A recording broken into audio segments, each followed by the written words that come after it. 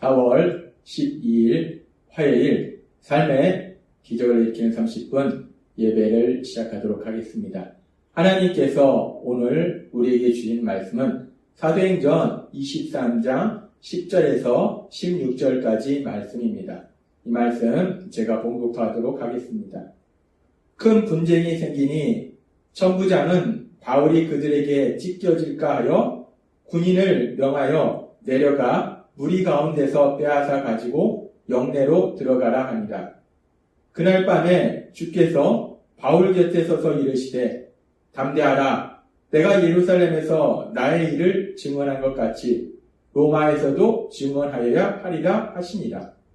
나이샘에 유대인들이 당을 지어 맹세하되 바울을 죽이기 전에는 먹지도 아니하고 마시지도 아니하겠다 하고 이같이 동맹한 자가 40여 명이더라.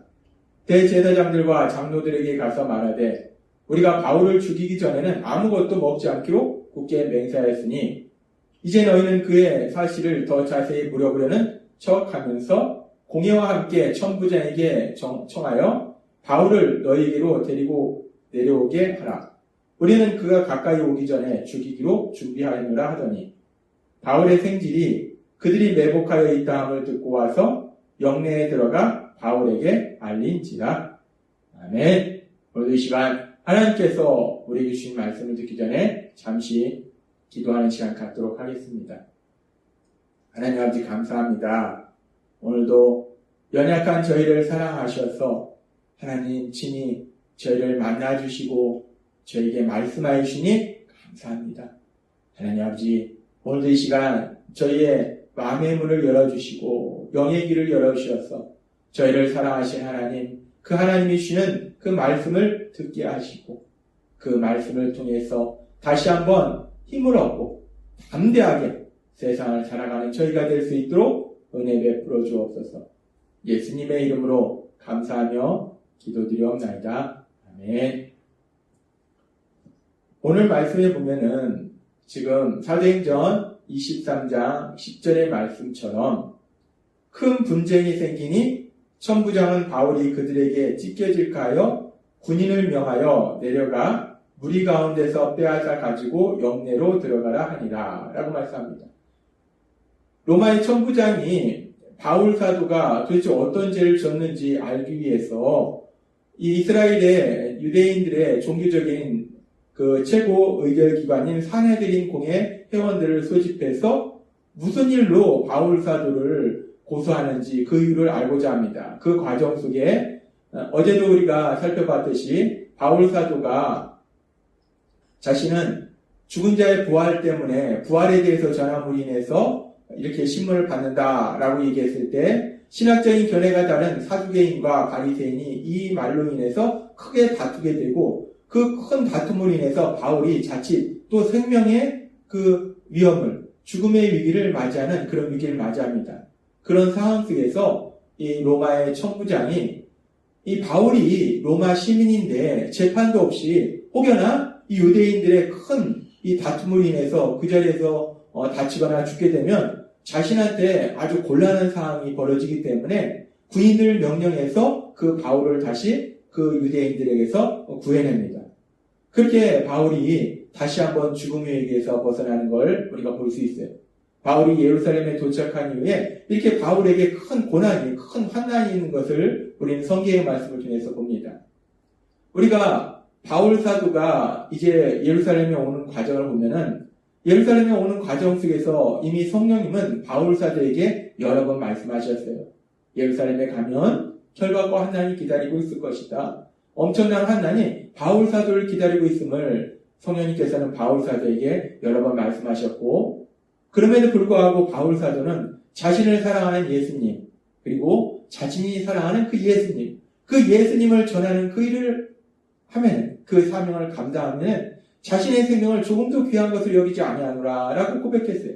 그렇게 고백하고 그래서 바울 사도가 그런 내가 죽더라도 가서 정말 예루살렘에 가서 다시 한번 그렇게 그 예수님을 전하리라 라는 마음으로 예루살렘에 왔는데 성령님이 말씀하신 그대로 지금 바울 사도에게는 엄청난 환난이 기다리고 있는 거예요. 여러 번의 죽음의 위기가 바울 사도를 기다리고 있습니다. 지금 우리가 살펴본 23장의 말씀뿐만 아니라 우리가 앞에서도 살펴봤지만 바울 사도가 성전에 있을 때 사도행전 21장 30절의 말씀에 보면 이렇게 말씀합니다. 온 성이 소동하여 백성이 달려와 모여 바울을 잡아 성전 밖으로 끌고 나가니 문들이 곧 닫히더라 라고 말씀합니다. 바울이 예루살렘에 와서 성전에 있을 때 아시아에서 온 사람들을 충동하고 그래서 유대인들이 바울을 성전 밖으로 끌어내고 성전문을 닫아버립니다. 지금 바울을 성전 밖으로 끌어내고 성전문을 닫는다 라는 이 말씀이 무엇을 의미하는가? 이 말씀은 아주 무서운 것을 의미하는데 지금 바울을 유대인들이 성전 밖으로 끌어낸 명확한 이유가 있어요. 왜 바울을 성전 밖으로 끌어냈을까? 바울을 성전 밖으로 끌어낸 이유는 이 바울이 성전에 있으면 성전에 있는 동안에 성난 이성을 잃은 많은 사람들이 달려들어와서 바울을 성전에서 살해하게 되면 이 성전을 더럽히게 됩니다. 근데 자신들은 율법을 지키는 유대인들이기 때문에 자신들의 율법을 자신들이 어기는 것이 되기 때문에 성전에서 살해하는 그 일을 막기 위해서 성전에서 바울이 죽임당하는 일을 막기 위해서 바울을 성전 밖으로 끌어낸 거예요. 즉 성전에서는 바울을 죽이지 않고 성전 밖으로 끌어내서 바울을 죽이려고. 그리고 또 하나 성전 안에 있는 동안은 바울이 혹여나 잡게 되면 제단의 뿔을 잡고 있는 사람은 죽일 수가 없습니다. 그래서 아예 바울이 그 제단의 뿔을 잡지 못하도록 그래서 죽음을 피해가지 못하도록 하기 위해서 바울을 성전 밖으로 끌어낸 거예요. 그리고 성전문을 닫아버린 겁니다. 지금 이 상황을 보면 사람들은 성난 유대인들은 지금 바울 사도를 죽이겠다는 거예요. 그 죽이기 위해서 성전 밖으로 바울을 끌어내는 거예요. 그리고 계속되는 말씀인 사도행전 21장 32절의 말씀에 보면 그가 급히 군인들과 백부장을 거느리고 달려내려가니 그들이 천부장과 군인들을 보고 바울 치기를 그치는지라 라고 말씀합니다. 성전에서 바울을 끌어낸 사람들은 계속해서 바울에게 엄청난 폭행을 가했을 거예요. 그렇게 바울을 때려서 바울을 죽이려고 하고 있었는데 그렇게 바울을 계속 때리고 있을 때 그때 이 로마의 천부장이 그 소식을 듣고 달려옵니다. 그래서 이 바울을 때리던 사람들이 로마의 천부장, 로마의 군사들이 온 것을 보고서 그때야 비로소 바울을 때리는 것을 멈추더라 라고 말씀합니다. 거의 바울이 죽을 정도로 그들이 때렸을 거예요.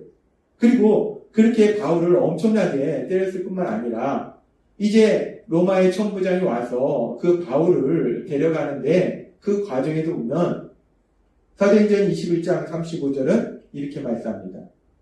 바울이 층대에 이를 때에 무리의 폭행으로 말미암아 군사들에게 들려가니 그렇게 로마의 군사들이 온 것을 보고 바울을 때리는 것을 멈추기는 했는데 계속해서 바울을 때리려고 한 거예요. 그래서 이 로마의 군사들이 바울을 데려갈 수가 없는 거예요. 계속해서 바울을 때리려고 하기 때문에 이 로마의 군사들이 바울을 데려갈 수 없으니까 바울을 손으로 높이 들어서 군사들이 바울을 손으로 높이 들어서 바울을 데려가는 그런 황당한 장면이 나옵니다.